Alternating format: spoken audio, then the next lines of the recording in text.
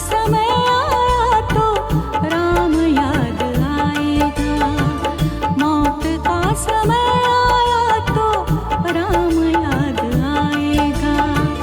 तूने जो कमाया है, तूने जो कमाया है, तूने जो कमाया है, कोई दूसरा ही खाएगा। खाली हाथ आया है और खाली हाथ जाएगा।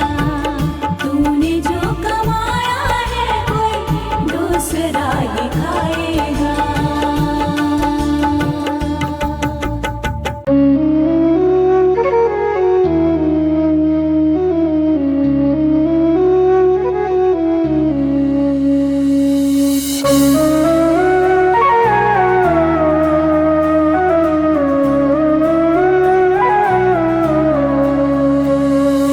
डगर है मुश्किल कठिन सफर है, मगर मुसाफिर जगह नहीं है। डगर है मुश्किल कठिन सफर है, मगर मुसाफिर जगह नहीं है। जो सोएगा बस वही खोएगा, जो सोएगा बस वही खोएगा। ये बात उसको पता नहीं है। डगर है मुश्किल कठिन सफर है, मगर मुसाफिर जगह नहीं है। डगर है मुश्किल कठिन सफर है, मगर मुसाफिर जगह नहीं है।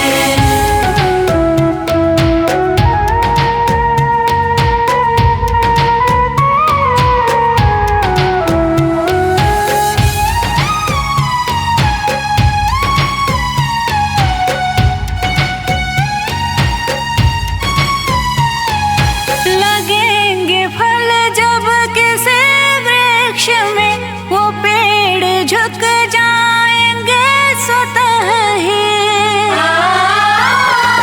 लगेंगे फल जब किसी वृक्ष में, वो पेड़ झुक जाएंगे स्वतः ही। पकड़ तने की बता रही है, पकड़ तने की बता रही है। अभी फल इसमें लगा नहीं है। डगर है मुश्किल कठिन सफर है, मगर मुसाफिर जगह नहीं है।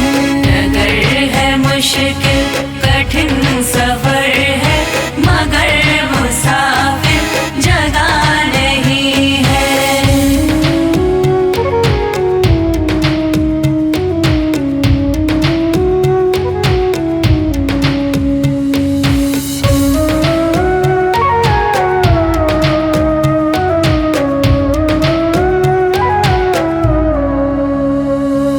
जो खानदानी रईस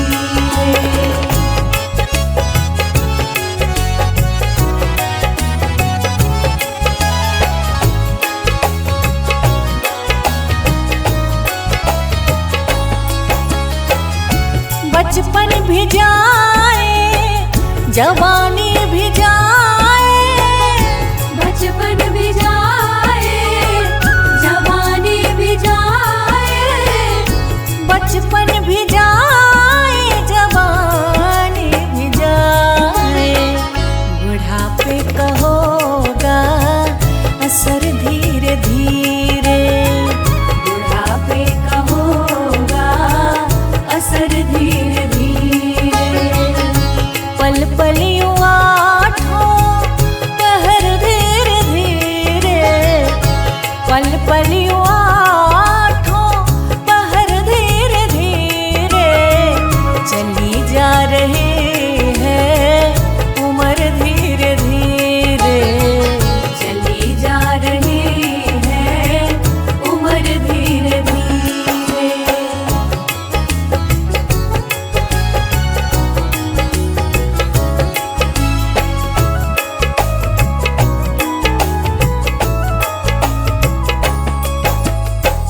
तेरे हाथ पाँव में बल ना रहेगा, तेरे हाथ पाँव में बल ना रहेगा, तेरे हाथ पाँव में बल ना रहेगा। झुकेगी तुम्हारी कमर धीरे धीरे, झुकेगी तुम्हारी कमर धीरे धीरे। पल पल यूं आठों पहर धीरे धीरे, पल पल यूं आठों पहर धीरे धीरे। चली जा रही है उम्र धीरे धीरे, चली जा रही है उम्र धीरे धीरे।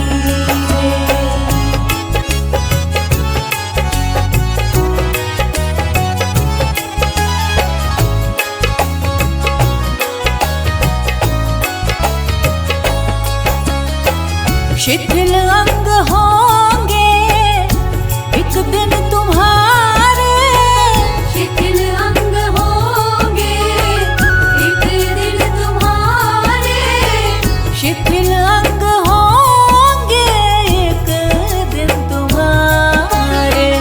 फिर मंद होगी नजर धीरे धीरे, फिर मंद होगी नजर धीरे धीरे। पल पल यूं आठों पहर धीरे धीरे, पल पल यूं आठों पहर धीरे धीरे। चली जा रही है उम्र धीरे धीरे, चली जा रही है उम्र धीरे धीरे।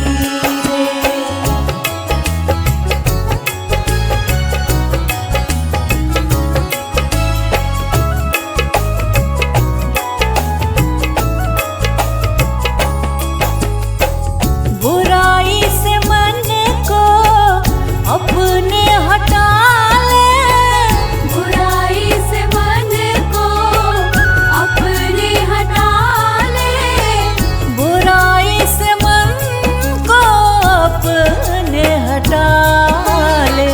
सुधर जाए तेरा जीवन धीरे धीरे, सुधर जाए तेरा जीवन धीरे धीरे।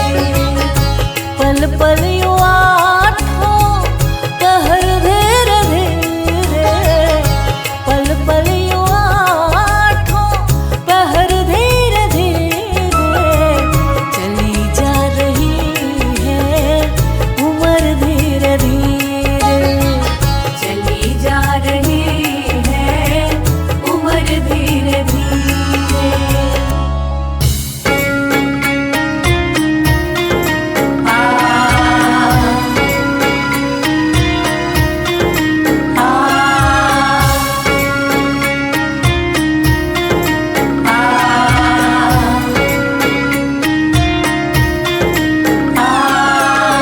जीते भी लकड़ी मरते भी लकड़ी, देख तमाशा लकड़ी का। जीते भी लकड़ी मरते भी लकड़ी, देख तमाशा लकड़ी का। क्या जीवन क्या मरण कबीरा, क्या जीवन क्या मरण कबीरा, देख तमाशा लकड़ी का। जीते भी लकड़ी मरते भी लकड़ी, देख तमाशा लकड़ी का। जीते भी लकड़ी मरते भी लकड़ी, देख तमाशा लकड़ी का।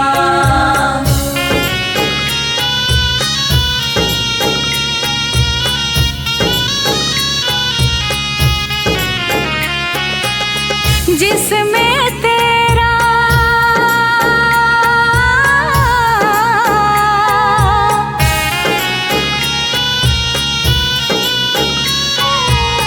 जिसमें तेरा जन्म हुआ, वह पलंग बनाया लकड़ी का। जिसमें तेरा जन्म हुआ, वह पलंग बनाया लकड़ी का। मात तुम्हारी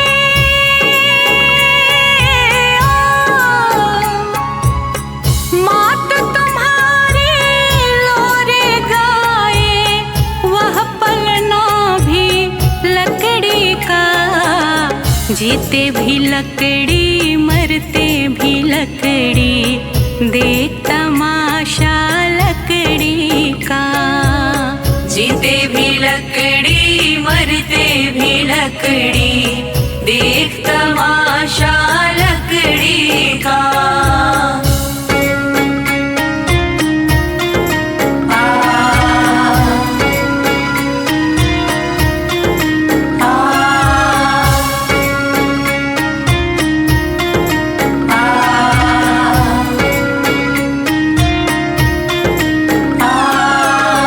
पढ़ने चला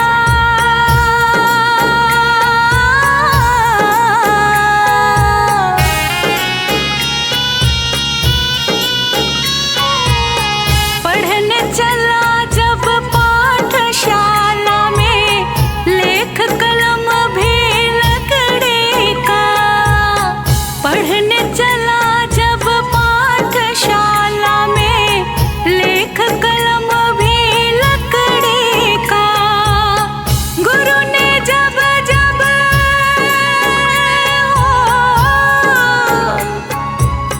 गुरु ने जब जब डर दिखलाया, वह डंडा भी लकड़ी का। जीते भी लकड़ी मरते भी लकड़ी, देख तमाशा लकड़ी का। जीते भी लकड़ी मरते भी लकड़ी, देख तमाशा लकड़ी का।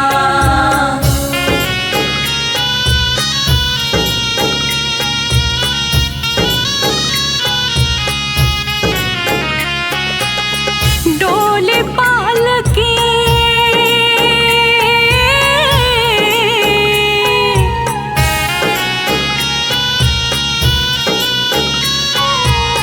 डोली पालकी और जनाजा, सब कुछ है यह लकड़ी का। डोली पालकी और जनाजा, सब कुछ है यह लकड़ी का। जन्म मरण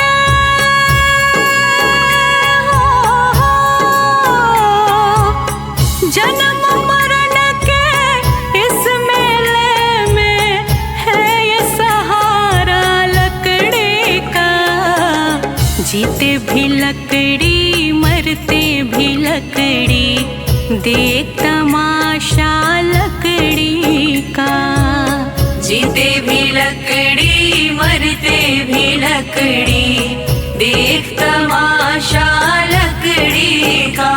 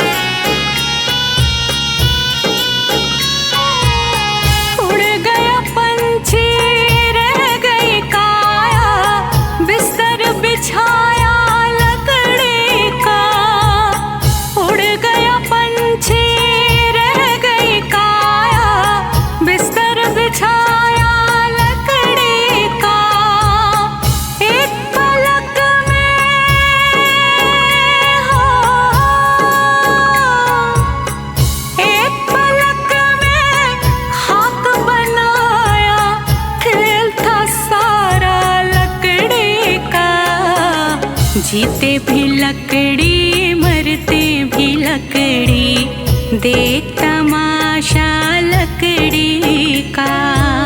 जीते भी लकड़ी मरते भी लकड़ी, देख तमाशा लकड़ी का।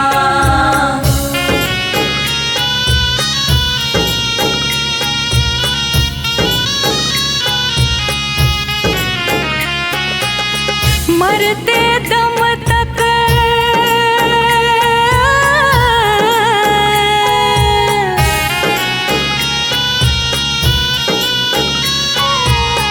मरते दम तक मिटा नहीं भैया झगड़ा झगड़े लकड़े का। मरते दम तक मिटा नहीं भैया झगड़ा झगड़े लकड़े का। राम नाम की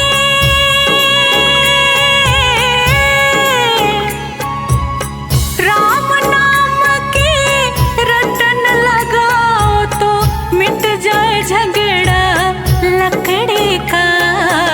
जीते भी लकड़ी मरते भी लकड़ी, देख तमाशा लकड़ी का।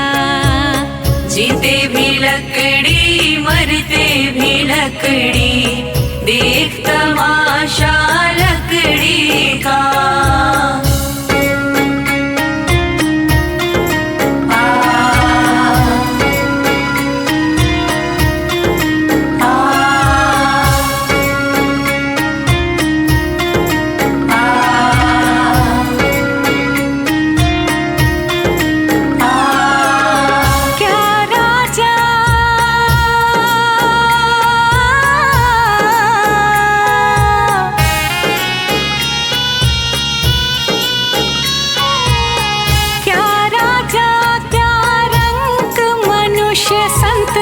अंत सहारा लकड़ी का। क्या राजा क्या रंग मनुष्य संत, अंत सहारा लकड़ी का। कहत कबीर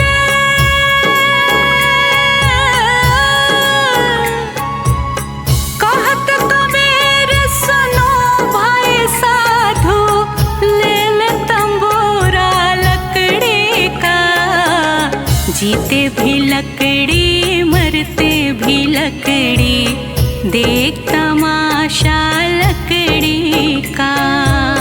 जीते भी लकड़ी मरते भी लकड़ी, देख तमाशा लकड़ी का।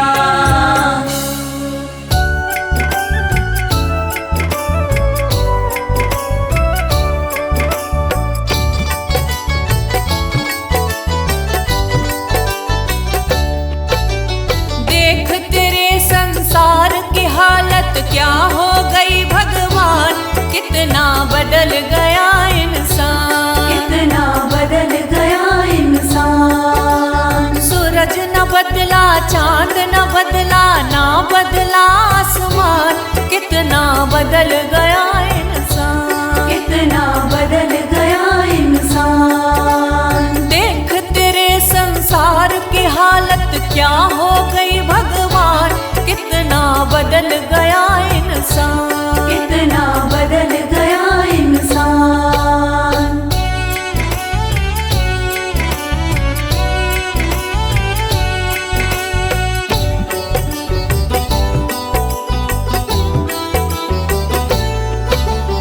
आया समय बड़ा बेढंगा, आज आदमी बना लफंगा, आज आदमी बना लफंगा। कहीं पे झगड़ा कहीं पे दंगा, नाच रहा नर होकर नंगा, नाच रहा नर होकर नंगा। छल और कपट के हाथों अपना बेच रहा ईमान, कितना बदल गया इंसान, कितना बदल गया इंसान। देख तेरे संसार की हालत क्या हो गई भगवान, कितना बदल गया इंसान, कितना बदल गया इंसान।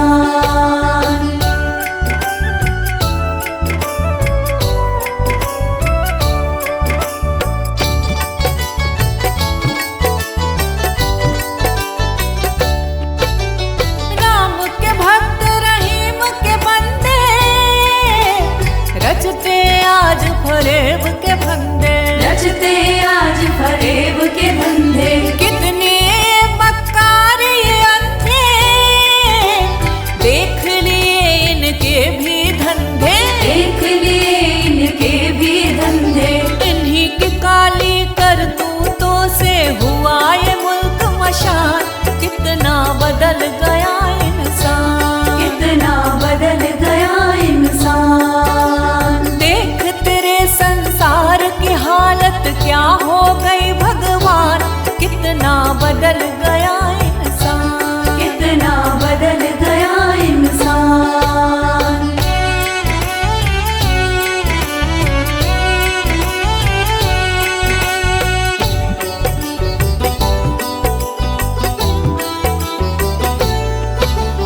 जो हम आपस में न झगड़ते, बने हुए क्यों खेल बिगड़ते, बने हुए क्यों खेल बिगड़ते। काहे लाखों घर ये उजड़ते, क्यों ये बच्चे माँ से बिछड़ते, क्यों ये बच्चे माँ से बिछड़ते। फूट फूट कर क्यों रोते ऋषि मुनियों के प्राण, कितना बदल गया इंसान, कितना बदल गया इंसान। देख तेरे संसार की हालत क्या हो गई भगवान, कितना बदल गया इंसान, कितना बदल गया इंसान।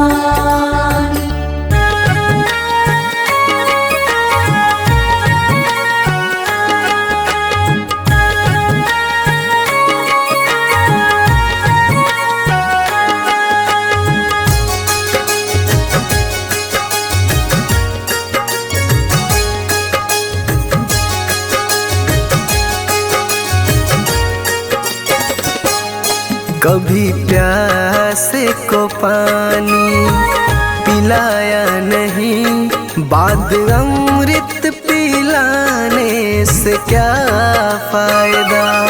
कभी गिरते हुए को उठाया नहीं, बाद आंसू बहाने से क्या फायदा। कभी प्यासे को पानी पिलाया नहीं, बाद अमृत पिलाने से क्या फायदा।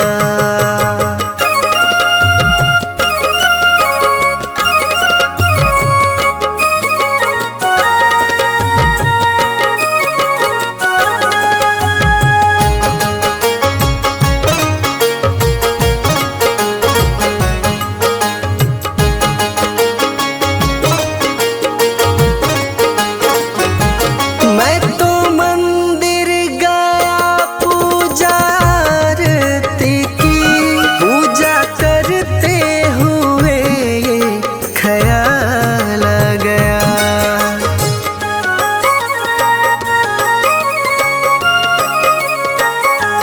मैं तो मंदिर गया पूजा आरती की, पूजा करते हुए ये ख्याल आ गया।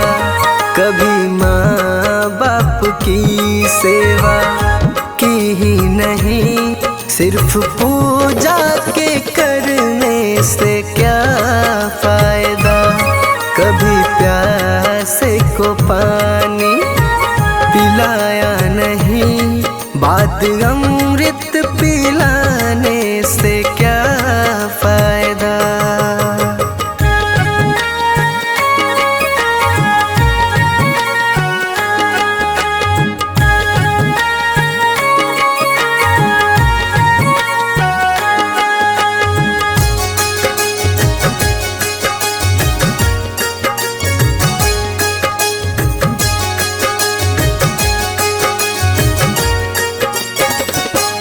मैं तो सत्संग गया, गुरुवाणी सुनी, गुरुवाणी को सुनकर ख्याल आ गया।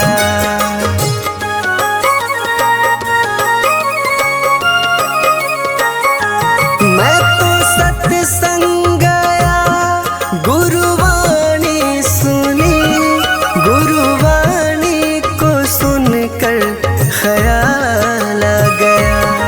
जन्म मानव का लेकर दया न करी, फिर मानव कहलाने से क्या फायदा।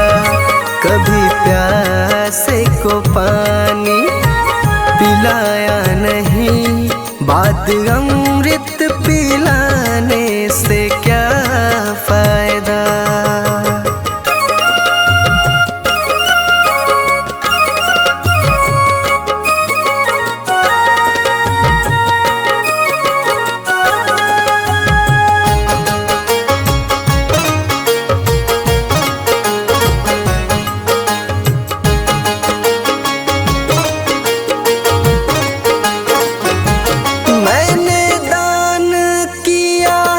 मैंने जप तप किया, दान करते हुए ये ख्याल आ गया।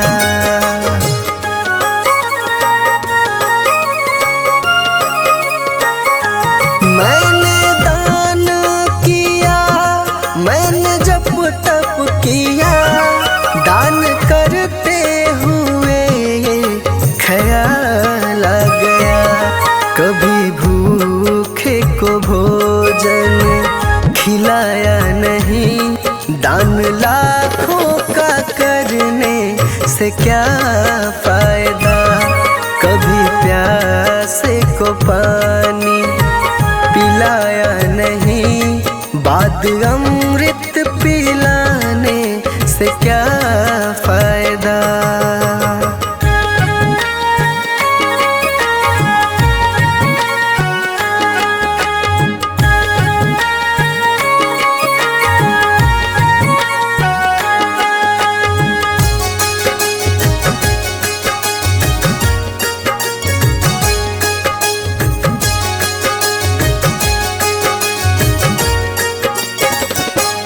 गंगा नहाने हरिद्वार काशी गया, गंगा नहाते ही मन में ख्याल आ गया।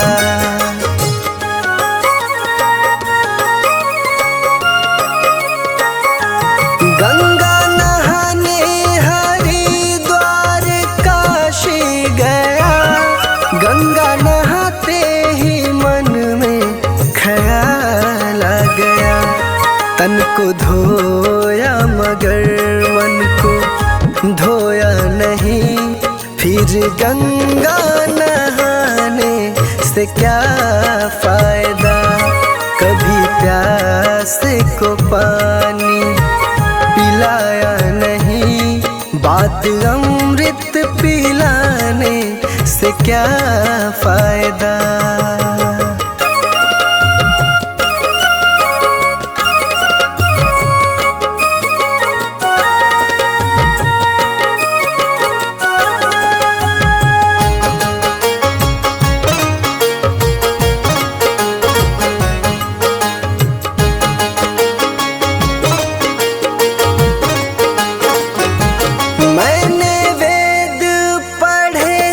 मैंने शास्त्र पढ़े, शास्त्र पढ़ते हुए ये ख्याल आ गया।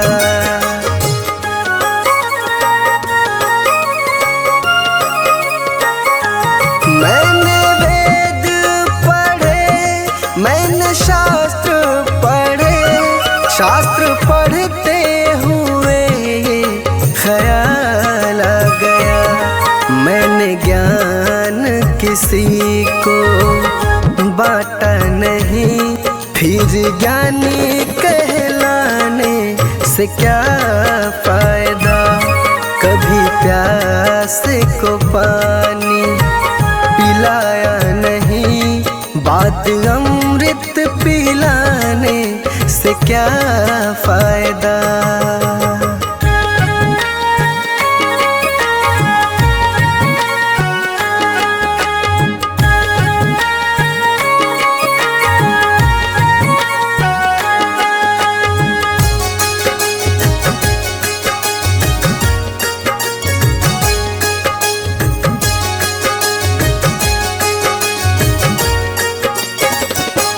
माँ पिता के चरणों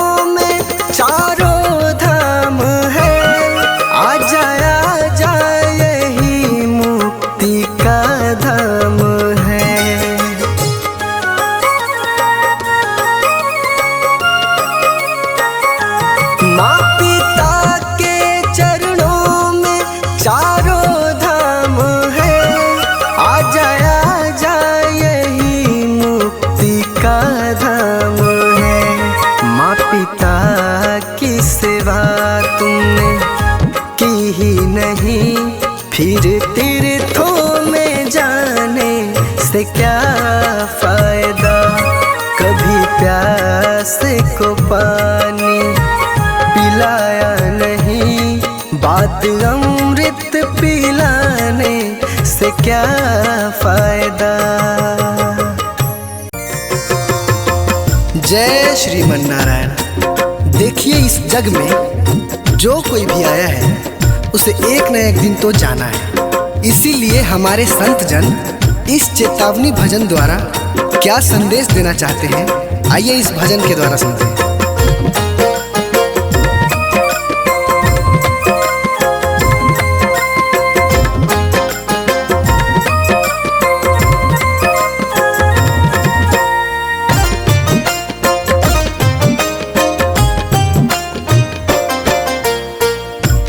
पापी मन कर ले भजन, मौका मिला है तो कर ले जतन। बाद में प्यारे पछताएगा जब पिंजरे से पंछी निकल जाएगा। जब पिंजरे से पंछी निकल जाएगा।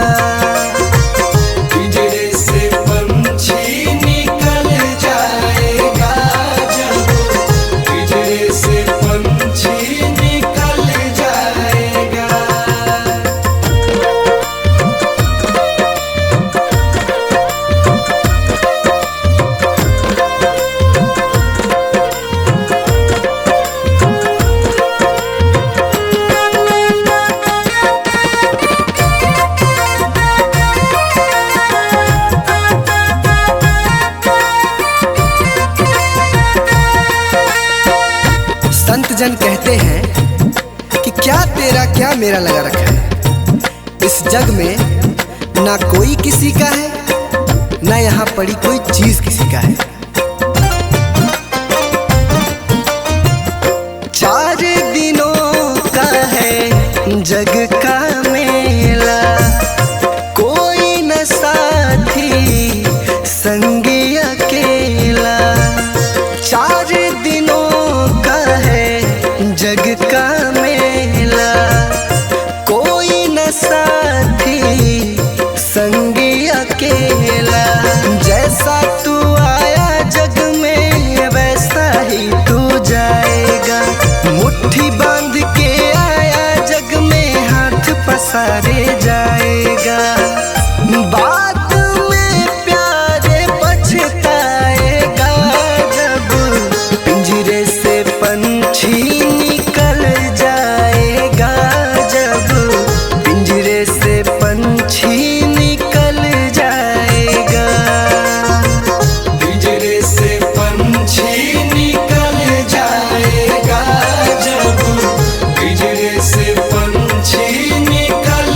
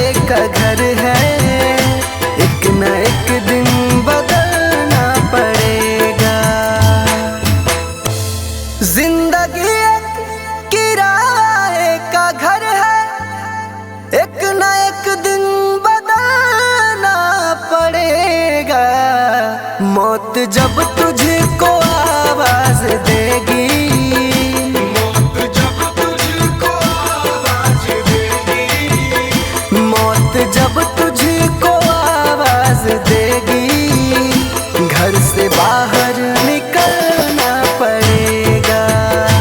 जिंदगी एक किराए का घर है, एक न एक दिन बदलना पड़ेगा।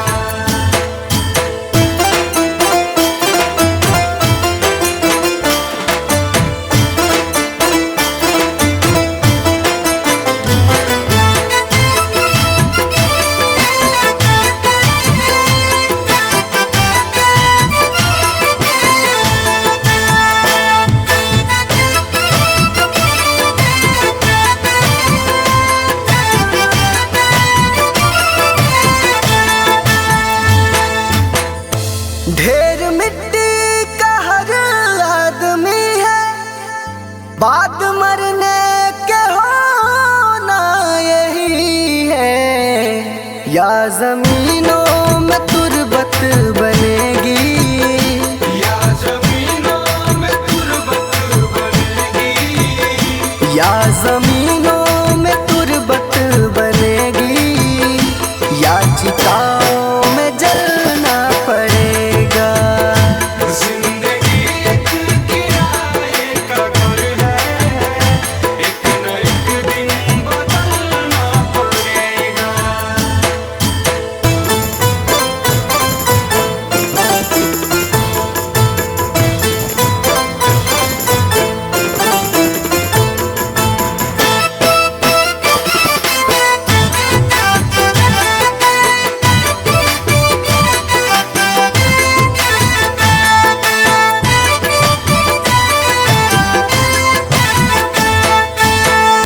रात के बाद होगा सवेरा, देखना है अगर दिल सुनहरा। पाँव फूलों पे रखने से पहले, पाँव फूलों पे रखने से पहले, पाँव फूलों पे रखने से पहले, तुमको कांटों पे चलना पड़ेगा। जिंदगी एक किराए का घर है, एक न एक दिन बदलना पड़ेगा।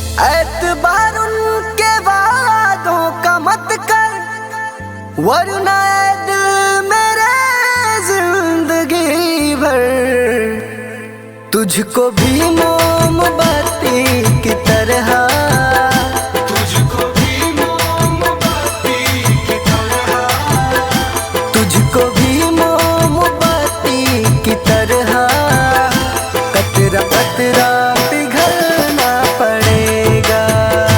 जिंदगी एक किराए का घर है, एक न एक दिन बदलना पड़ेगा।